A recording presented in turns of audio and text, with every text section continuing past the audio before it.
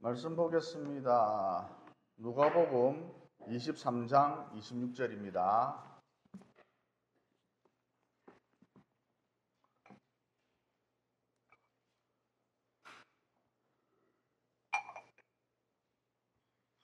누가복음 23장 26절입니다.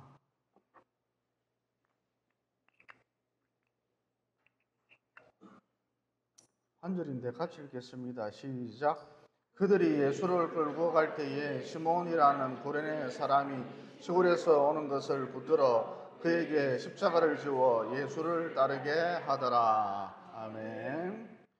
오늘 주일 예배는 하나님께서 반드시 받으셔야 할 영광의 몫이 있고, 또 우리가 반드시 받아야 할 영원한 상급도, 천국 상급도 있다, 이런 제목으로 잠깐 시간 은혜를 나누고자 합니다. 어느 날 에스더 집사가 뜬금없이 저에게 이런 말을 했습니다. 교회의 일 내 혼자 다 하는 것 같다. 무엇보다 금요일부터 시작해서 창을 봐서 오거나 반찬을 준비하거나 그러면서 성도들 식사를 준비하는 거, 주방 청소를 하는 거 힘들어 죽겠다. 왜냐만 이 고생을 해야 하는가. 목사 형부를 만나서, 하필이면 목사 형부를 만나서 인생이 꼬였다. 그래서 제가 그러냐고, 미안하다고. 형부가 호박 나이트클럽 사장이었더라면 우리 사랑하는 처제 매일 술도 공짜로 마시고, 친구들 불러가서 술도 공짜로 마시고, 또 화려한 나이트 아래서, 붉은 조명 아래서, 사이키 조명 아래서 마음껏 춤도 추고 밤새도록 흔들고 신나게 머리 다 풀어헤치고, 또 미친 여자처럼 다 풀어헤치고 신나게 밤새도록 흔들고 스트레스도 날리고 참 좋았을 텐데 처제에게 참 미안하다. 사랑하는 처제 미안하다 그랬습니다. 이어 에스더 집사를 위해서 기도를 했죠. 어떤 식으로 기도를 했느냐.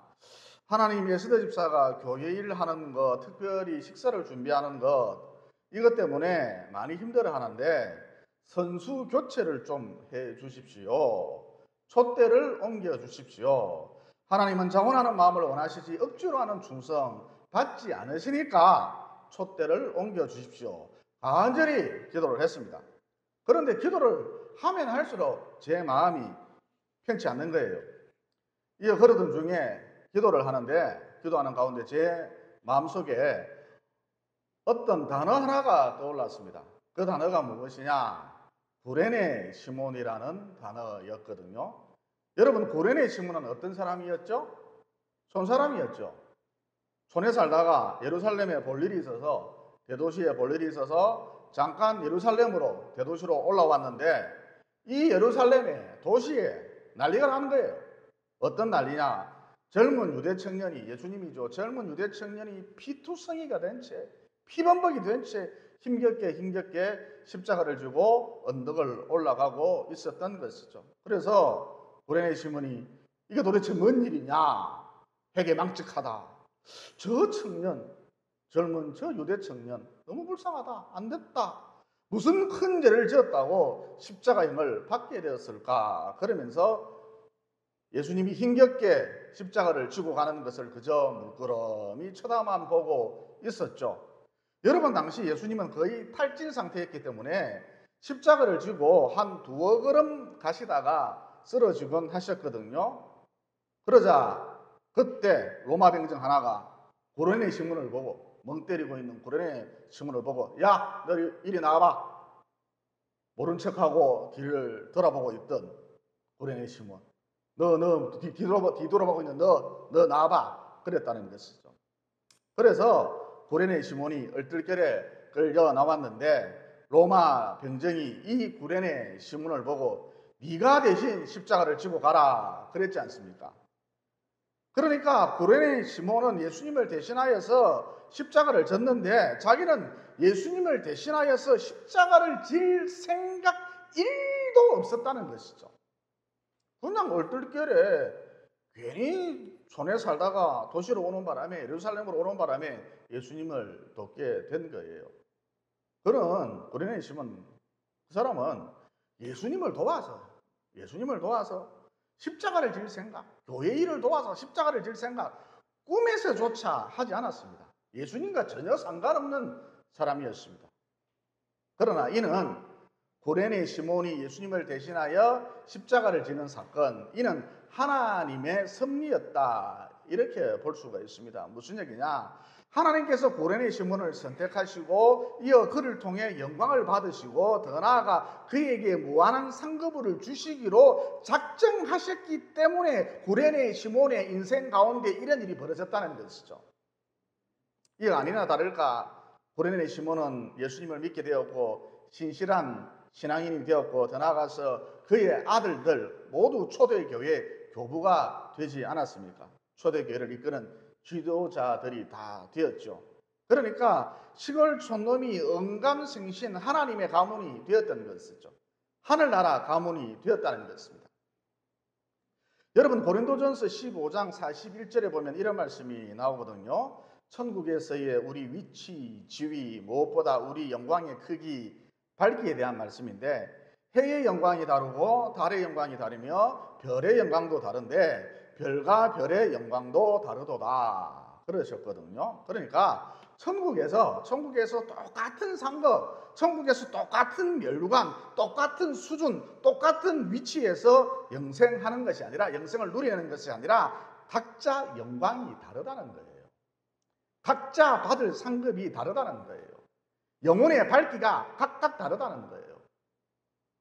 여러분 그렇다면 구레네 시몬은 예수님을 대신하여서 십자가를 졌으니까 구레네 시몬이 받을 영광, 상급은 별과 같은 수준이 아니라 해와 같지 않을까? 당연히 이런 추측이 가능하겠죠. 이어 다시 본론으로 돌아와서 하나님께서 왜 구레네 시몬의 인생에 개입하셔서 이렇게 하셨을까? 그로 하여금 왜 예수님을 대신하여 십자가를 지도록 하셨을까? 한마디로 하나님 마음인 것이죠. 그러니까 에스더 집사가 하필 목사인 형부를 만나서 호박 나이트 클럽 사장 형부를 만났으면 참 좋았을 텐데 하필 목사인 형부를 만나는 바람에 자기 생각 속에 자기의 인생 계획 가운데 1도 없었던 교회 일을 누구보다 많이 하게 되었는가? 한마디로 하나님께서 구레네 시몬처럼 에스더 집사를 선택하셨기 때문인 것이죠. 그러니까 다른 사람에 비해 다른 사람보다 에스더 집사를 통해 내가 더 큰 영광을 받아야 되겠다. 자아를 통해서 내가 더 큰 영광을 받아야겠다. 하나님이 이렇게 결정하셨기 때문인 것이죠. 동시에 에스더 집사에게 별과 같은 영광이 아니라 구레네 시몬처럼 달과 같은 해와 같은 더 큰 상급을 주시기로 작정하셨기 때문에 하필 목사인 형부를 만나게 되었다는 것이죠. 따라서 성령 하나님께서 저희의 기도를 들으시고 촛대를 옮겨달라, 선수 교체를 해달라, 에스더 집사를 지워달라, 이런 제 기도를 들으시고 노 그러시면서 구레네 시몬이라는 단어가 이 사람이 불현듯 떠오도록 만들어 주셨다는 것이죠. 이어 지난주 설교를 통해 이런 말씀을 드렸죠. 우리 교회는 이것이 좀 부족하다. 자기 눈에 이게 보이면, 즉 문제가 보이면 문제를 문제로 보지 말고, 문제 때문에 불평하지 말고, 문제 때문에 염려하지 말고, 문제를 어떤 식으로 해석하라? 문제를 믿음으로 해석하라. 즉 문제를 자기 사명으로 해석하라. 여러분 이게 교회의 일을 하는 원리입니다. 그러니까 예를 들어서 지난주에 어떤 일이 있었느냐 하면 여느 때와 마찬가지로 제가 목양실로 들어가려고 하는데 그날따라 이 피아노가 자꾸 제 눈에 들어오는 거예요. 그래서 피아노로 갔죠. 그랬더니 시커먼 먼지가 가득한 거예요. 여러분 이럴 때 피아노에 쌓인 시커먼 먼지를 보고 피아노를 치는 사람이 피아노 관리를 좀 하지 도대체 이게 뭐냐, 이런 식의 접근 방식은 세상의 접근 방식이라는 거예요. 여러분 교회 일은 절대 이렇게 하시면 안 됩니다. 방금 저 말씀드렸죠. 교회 내에 어떤 문제가 내 눈에 띄었다는 것, 이게 바로 내가 할 일, 지금 내 사명이거든요. 그래서 어떻게 해야 하느냐? 피아노를 치는 사람에 대해서는 일체 언급을 하시면 안 되고 조용히 아무도 모르게 내가 피아노를 닦으면 된다는 것이죠. 여러분, 이게 교회 일을 하는, 교회를 섬기는 원리거든요. 그리고 우리가 반드시 알아야 할 것이 있는데, 계시록 20장 12절에 보면 이런 말씀이 나옵니다. 또 내가 보니 죽은 자들이 큰 자나 작은 자나 그 보좌 앞에 서 있는데 책들이 펴 있고 또 다른 책이 펴졌으니 곧 생명책이라. 죽은 자들이 자기 행위에 따라 책들에 기록된 대로 심판을 받더라. 그러니까 하나님 손에 생명책과 행위록 책이 있다는 거예요. 두 권의 책이 최소한 있다는 거예요. 그래서 내가 평소에 한 말, 내가 평소에 한 행동, 분분 초초 단위로 영의 세계에 다 녹화되는데, 피아노 먼지를 닦은 행위, 이런 행동 역시 녹화가 됐겠죠. 따라서 하나님이 이를 근거로 하여서 저를 칭찬해 주시고 상급을 주시겠죠. 그러므로 여러분이 교회 일을 할 때에 나는 이런저런 굳은 일을 하는데 너는 뭐하냐? 왜 가만히 앉아 있느냐? 이런 식으로 절대 접근하시면 안 된다는 것이죠. 여러분, 이런 식으로 접근을 하면 너는 뭐하고 있는데? 이런 식으로 접근하면 실컷 교회 일 해놓고도 크고 작은 상급을 모조리 다 놓쳐버리기 십상이라는 것이죠. 그리고 약간 반복되는 말씀인데, 교회 생활 도중에 이런 문제, 저런 문제가 내 눈에 띄었다는 것은, 다른 사람은 아무렇지도 않은데 내 눈에 띄었다는 것은 성령님께서 네가 그 문제를 해결해라, 그게 네 사명이다, 이렇게 나의 영적인 눈을 열어주시는 것이죠. 그러면 하나님께서 왜 이렇게 하시는가? 앞서 말씀드린 대로 하나님 마음인데, 내가 너를 통해, 다른 사람보다 내가 너를 통해 더 많은 영광을 받아야겠다, 하나님이 이렇게 계획하셨고, 더 나아가 별과 같은, 달과 같은, 해와 같은 더 큰 상급을 나에게 주시려고 작정하셨기 때문에 이런 일이 자꾸 벌어진다는 것이죠. 내 눈에 자꾸 교회 문제가 띈다는 것이죠. 이런 분이 있었습니다. 교회 일에 별로 그닥 신경을 쓰지 않으시던 분인데, 어느 날 태풍이 북상한다면서 목사님, 교회 밖에 화분이나 물건을 안으로 들여 놓아야 하지 않겠습니까? 이러면서 급하게 저를 찾아왔어요. 평소 콧배기도 안 보이는 사람입니다. 여러분, 이분은 갑자기 왜 이런 마음이 들었을까요? 다시 말해, 왜 성령께서 이런 감동을 갑자기 주셨을까요? 앞서 말씀드렸듯이 이 사람을 통해서도 하나님이 영광 받으시기로 계획하셨고, 하나님 마음이죠. 하나님이 이 사람을 통해서도 영광 받으시기로 계획하셨고, 더 나아가 이 사람에게도 상급을 주시려고, 하늘 상급, 천국 상급을 주시려고 작정하셨기 때문에 이런 일이 벌어진 것이죠. 그리고 어떤 목사님에게 이런 얘기를 들었습니다. 교회 주방 일을 잘 하시던, 10년 가까이나 교회 주방 일을 도맡아 하시던 박권사님이라는 분이 계셨는데, 이분보다, 박권사님보다 훨씬 더 손이 빠른 민첩한 주방 일의 귀재 김집사라는 분이 자기 교회로 오게 되었답니다.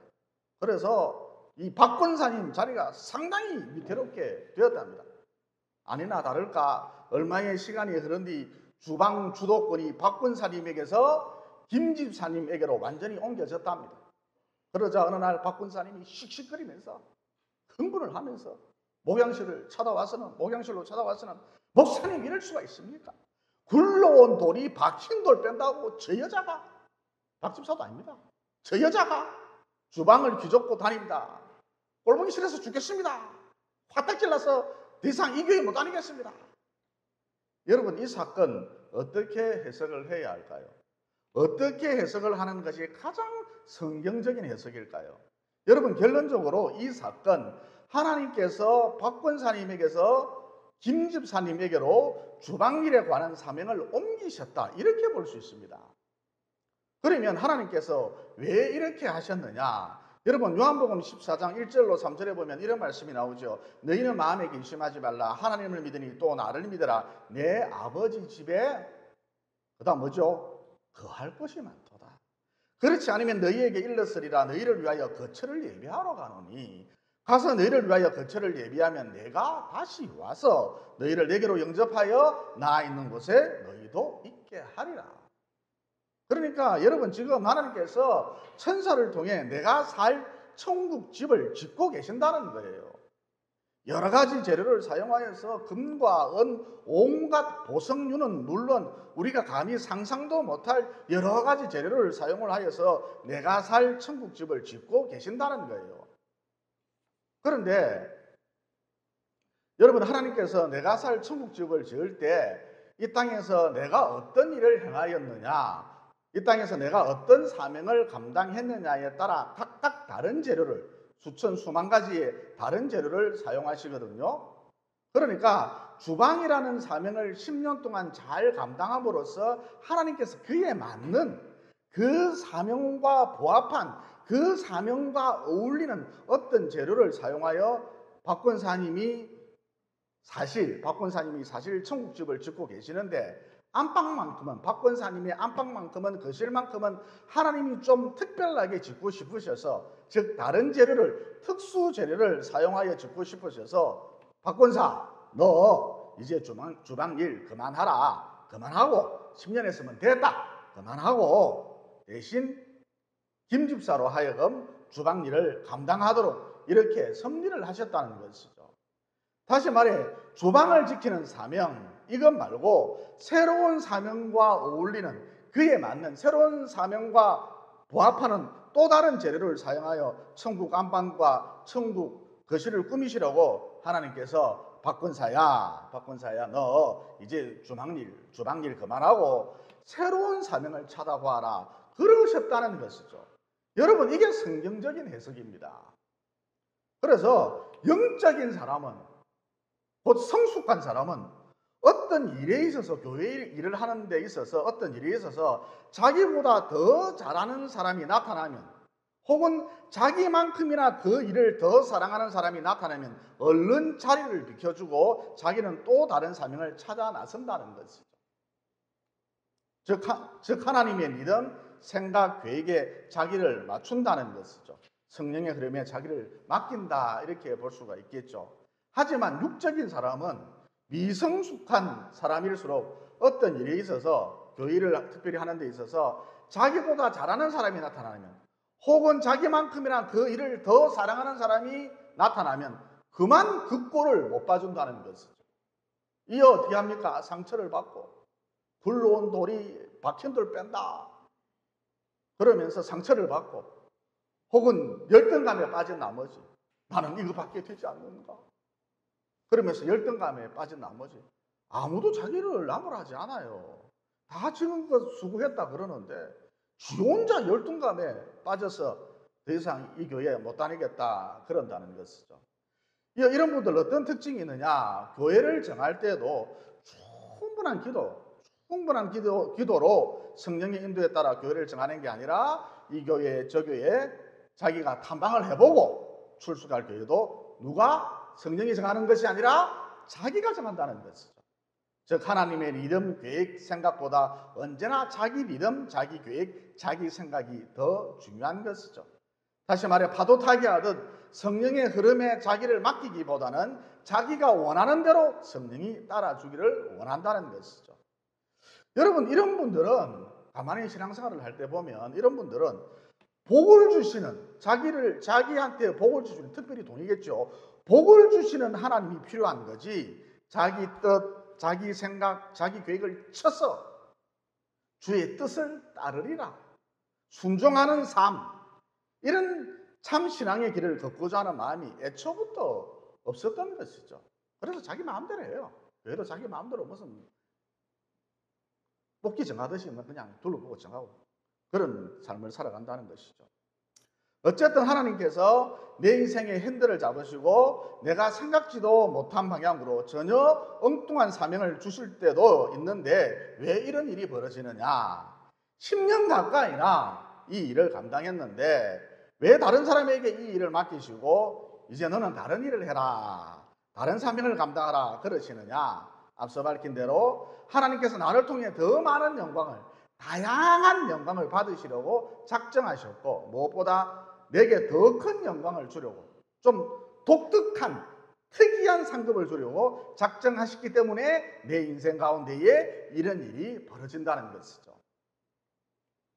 이어 제가 잘 아는 집사님 중에 윤연미 집사님이라는 분이 계시는데 무보험차, 보험이 들어있지 않는 그런 차에 치여서 하반신이 마비가 되었습니다. 그래서 반평생을 엎드려 지내시는데 참 안타깝죠. 어느 날 제가 하나님 너 참 무심하시지. 야, 하나님 참 무심하시다. 하나님 너무너무 무심하시다. 하나님 참 무심하시지. 그러면서 이분을 위해서 방언 기도를 하는데 통변이 되기를 아들아 안 됐다, 불쌍하다라는 것과 사랑한다라는 것은 전혀 차원이 다른 것이다. 너는 지금 큰 착각에 빠져 있다. 네가 그 집사님을 볼 때에 참 안 됐다라는 감정, 불쌍하다라는 감정, 그건 사랑이 아니다. 값싼 동정에 불과하다. 사랑과 동정을 구별할 줄 알아라. 잘 들어라. 너는 너의 아들을 그 윤집사라는 사람을 위해 내어줄 수 있느냐? 너는 절대로 그렇게 하지 못한다. 하지만 나는 기꺼이 그렇게 했다. 내 아들을 내어주었다.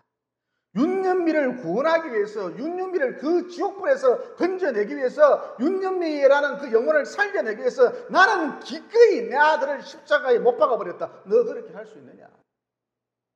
어찌하여서 값싼 동정을 내게 내밀면서 하나님도 참 무심하시지 그런 쓸데기 없는 소리를 하면서 내가 윤연미를 사랑하지 않는다고 말하느냐? 그리고 윤연미는 그렇게 처참한 환경 속에서도 항상 나를 기억했다. 단 하루도 나를 잊은 적이 없다. 언제나 나를 불렀다. 심지어 늘 약값 때문에 고민하면서도 11조를 잊지 않았다. 나는 일찍이 저만한 믿음을 보지 못했다. 어찌 부자의 11조와 끼니를 걱정할 정도로 가난한 자에게 약값을 걱정할 정도로 가난한 자에게 11조가 같을 수 있느냐? 나는 나의 영광을 위해 모든 피조물을 창조했다. 너도 내게 영광을 돌리지만 윤연미가 내게 훨씬 더 큰 영광을 돌리고 있다. 아들아, 어찌 건강한 자의 찬양과 사지가 마비되었음에도 불구하고 생각지도 못한 꿈에서조차 생각지도 못한 불의의 사고로 인해서 사지가 마비되었음에도 불구하고 드리는 찬양이 똑같을 수 있느냐? 지금 윤여미는 이 세상 어느 누구보다 내게 큰 영광을 돌리고 있다. 나를 영화롭게 하는 삶을 매일매일 살고 있는 중이다. 그러므로 너는 윤여미가 끝까지 내 이름을 부르도록 끝까지 자신의 신세에 대해서 원망불평하지 않고 나를 찬양하도록 끝까지 나를 섬길 수 있도록 마치 욥처럼 내가 모태에서 알몸으로 나왔사온즉 또한 알몸이 그리로 돌아가올지라 주신 이도 여호와시오 거두신 이도 여호와시오니 여호와의 이름이 찬송을 받으실 지니이다. 그러면서 끝까지 욥처럼 나를 섬길 수 있도록 중보 기도를 해주거라. 나는 모든 피조물들이 윤연미 같은 믿음을 가졌으면 참 좋겠다. 그러면 여러분 하나님께서 윤연미 집사의 인생을 왜 이런 식으로 이끌어 가시느냐? 지금도 엎드려 있어요. 눕지를 못하니까. 앞서 말씀드린 대로 하나님 마음인데 다른 사람보다 윤여미를 통해 더 많은 영광을, 더 큰 영광을 받아야겠다. 하나님이 오래전에 이미 이렇게 계획하셨기 때문입니다. 더 나아가 무엇보다 달과 같은 해와 같은 보다 큰 상급을 윤연미 집사님에게 주시려고 작정하셨기 때문에 윤연미의 인생 가운데, 그의 인생 가운데 이런 아픔이 있다는 것이죠. 여러분, 제가 미얀마를 갈 때에 우리 박영준 집사님께서 무려 20만 원씩이나 큰 헌금을, 선교 헌금을 해 주셨거든요. 지금 노인 두 분이 노인연금으로 겨우겨우 사시는데 그야말로 힘겹게 하루하루를 살아내시는데 20만 원이면 박영준 집사님에게 있어서 20만 원이면 이건 부자의 2천만 원쯤 되거든요. 상당히 큰 금액이죠. 그러면 하나님께서 왜 이런 감동을 주셨을까요? 없는 살림에 너 써라 그러지 않으시고 너 성경금해 헌신해라 너도 동참해. 왜 이런 감동을 박영준 집사님에게 주셨을까요? 그리고 여러분 이런 감동이야말로 박영준 집사님이 지금까지 살아오시면서 하신 숱한 기도의 응답이라는 거예요. 여러분 우리는 무병장수하고 부귀영화를 누리는 것, 아무 문제가 없는 것, 내 삶 가운데 아무런 문제가 없는 것, 이게 기도 응답인 줄 아는데 여러분 진짜 수준 높은 기도 응답이란 바로 이런 것입니다. 헌신하고자 하는 마음, 섬기고자 하는 마음, 충성하고자 하는 마음, 봉사하고자 하는 마음, 사랑하고자 하는 마음, 용서하고자 하는 마음, 동참하고자 하는 마음, 감동, 이런 감동이 오는 것, 이런 감동이 파도처럼 밀려오는 것, 이게 진짜 수준 높은 기도 응답이다라는 것이죠. 아니 목사님, 암덩어리가 말기암이 성령의 신적인 능력으로 깜짝같이 사라지는 것, 이게 기도 응답 아닙니까? 여러분 말기암에서 고침받으면, 말기암이 깜짝같이 사라지면 이 땅에서 죽지 않고 영원히 삽니까? 그래 봐야, 말기암이 사라져 봐야 10년, 20년, 30년 뒤에 곧 죽습니다. 별거 없어요. 그러니까 이런 것도 기도 응답일 수 있는데, 말기 암덩어리가 사라졌다, 기도 응답일 수 있는데, 보다 고차원적인 기도 응답이라고 하는 것은 방금 말씀드린 이런 마음을 주시는 것, 이런 감동이 생기는 것, 이게 수준 높은 기도 응답이다라는 것이죠. 어쨌든 하나님은 왜 박영준 집사님에게 너도 헌신하라, 그 없는 삶이지만 너도 동참하라, 왜 이런 감동을 주셨을까요?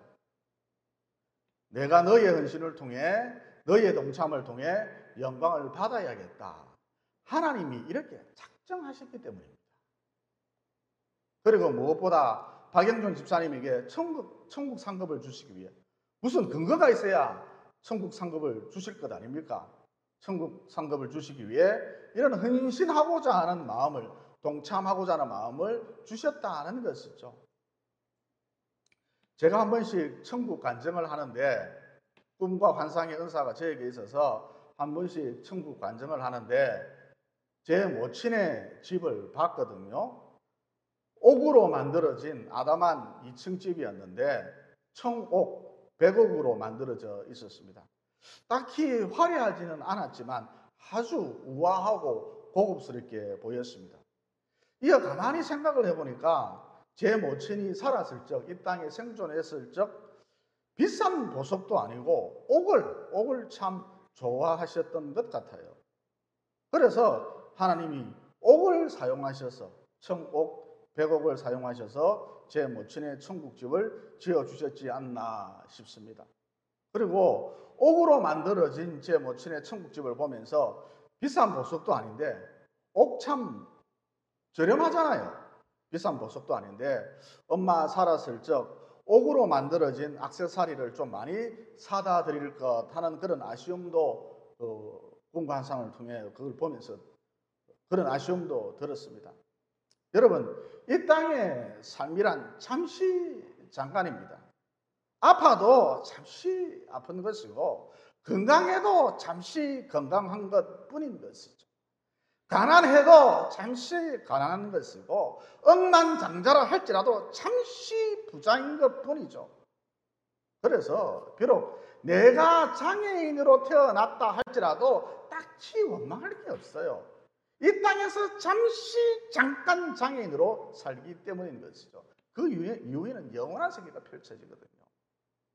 그러니까 가장 현명한 인생이 무엇이냐? 영원한 내세를 준비하는 인생이라 할 수 있습니다.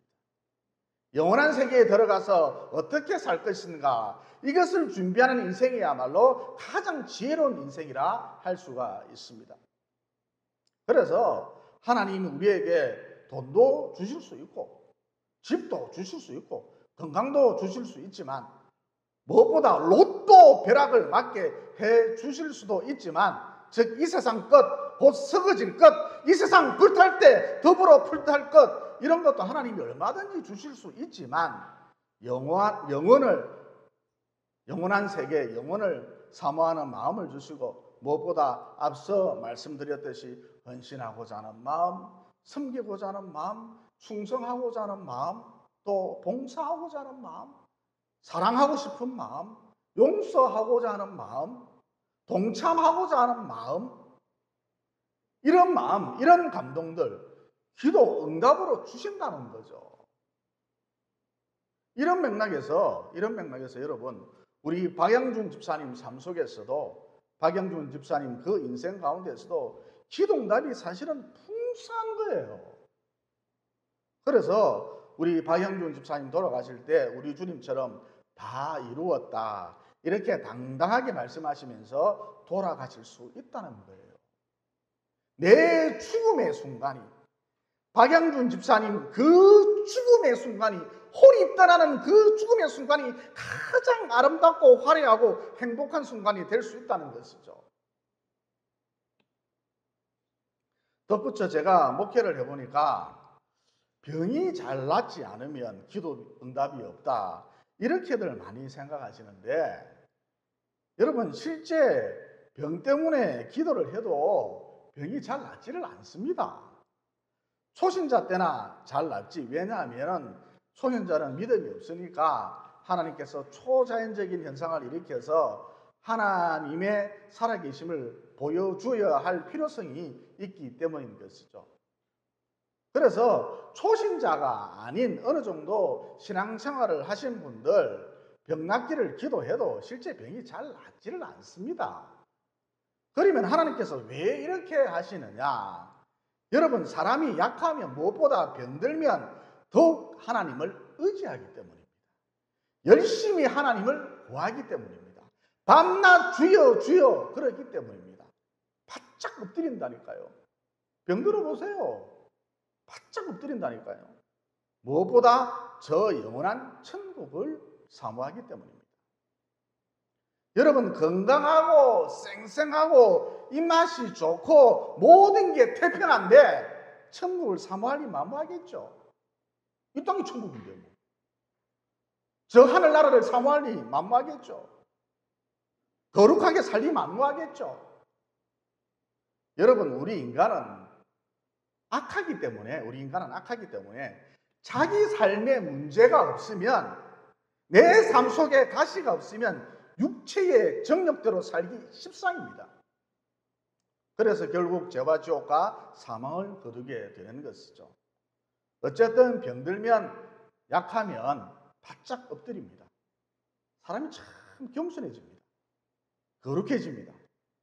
무엇보다 천국을 사모합니다. 하늘나라를 그리워합니다. 내가 돌아갈 본향을 그리워합니다.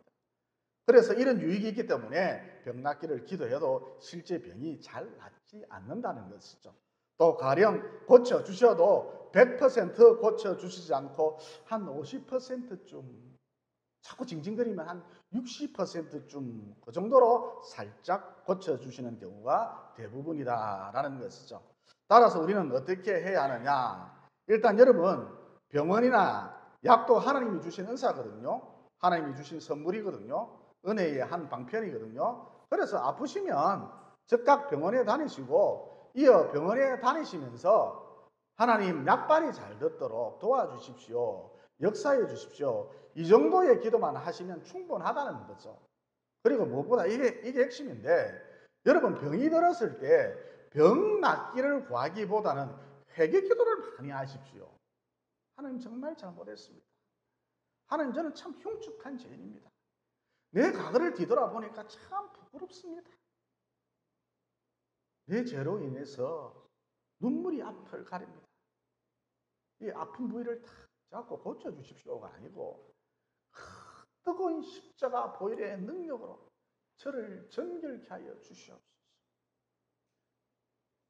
이 죄인을 불쌍히 여겨 주시옵소서. 그러면서 자꾸 반복해서 회개 기도를 많이 하는 편이 훨씬 더 좋다는 것이죠. 그러면 어떤 현상이 나타나느냐? 병이 잘 낫지 않아서 마음이 너무 불안하고 두려웠는데 이게 사라집니다. 불안, 두려움이 사라진다는 것이죠. 또 지금까지는 이 병이 내 인생을 잠식할 정도로 크게 보였는데 이 병 때문에 내 인생 망칠 줄 알았는데 이거 별것 아니다. 이 병 별것 아니다. 심지어 내가 이 병에 걸린 것, 야, 하나님의 은혜다. 더 잘된 일이다. 그러면서 이 병이 작게 보이기 시작한다는 것이죠. 더 나아가 병듦을 통해서 오히려 감사가 찬양이 터져 나온다는 것이죠. 그래서 결국 병을 뛰어넘어 병을 극복해내고 능히 사명을 감당해내는 승리의 인생을 보낼 수 있다는 것이죠. 말씀을 정리해 보겠습니다. 하나님은 당신의 영광을 위해서 또 우리에게 천국 상급을 주시기 위해서 해의 영광, 달의 영광, 별의 영광 이런 천국 상급을 주시기 위해서 우리 각자에게 사명을 맡겨주시거든요. 심지어 하나님의 뜻에 따라 구레네 시몬처럼 억지로 맡기실 때도 있습니다. 그 사람을 콕 집어서 억지로 사명을 맡기실 때도 있습니다. 억지로 십자가를 지고 가도록 만드실 때도 있습니다. 하나님의 주권적 의지죠. 하나님이 그래 하시겠다는데 누가 뭐라 그러겠어요. 어쨌든 하나님께서 영광을 받으시려고 또 우리에게 천국 상급을 주시려고 우리 각자에게 사명이라는 것을 맡겨주신다. 그러므로 이 진리를 단단히 붙드시고 또 다른 사람 신경 쓸 것 없고 그저 자기 사명에 충실하심으로 이 땅에서나 하늘나라에서나 영원하도록 하나님을 기쁘시게 해드리고 하나님을 영화롭게 해드리시고 더 나아가 한 사람도 빠짐없이 저 천국에서 위대한 하나님의 영웅들이 모두 되시기를 예수님 이름으로 진심으로 축원을 드립니다. 기도드리겠습니다. 사랑의 하나님, 나에게 어떤 사명이 주어졌든 또 이 사명이 바뀌었든 또 사명이 구레네 시몬처럼 억지로 주어졌든 어떻게 됐든 어찌 됐든 자기 사명에 그저 충실함으로써 내 평생 가는 길 날마다 하나님께 영광을 돌려드리고 하나님을 영화롭게 해드리고 또 우리 모두 잠깐 이 땅에 머물게 되는데 썩어질 것을 구하지 않고 세상 것을 구하지 않고 영원하도록 이어지는 내세의 영광과 상급을 준비하는 참으로 지혜로운 자들이 모두 될 수 있도록 도와주시옵소서. 참으로 내 죽는 날 나도 우리 주님처럼 다 이루었다. 그러면서 우리 하나님의 세계로 기이한 빛의 세계로 들어갈 수 있도록 도와주시옵소서. 내 죽는 날이 내 평생에 있어서 가장 행복한 순간이 될 수 있도록 도와주시옵소서. 오늘도 기이한 빛의 세계에서 곧 하나님의 세계에서 나를 위해 거처를 예비하고 계신 예수님 이름으로 기도드리옵나이다. 아멘.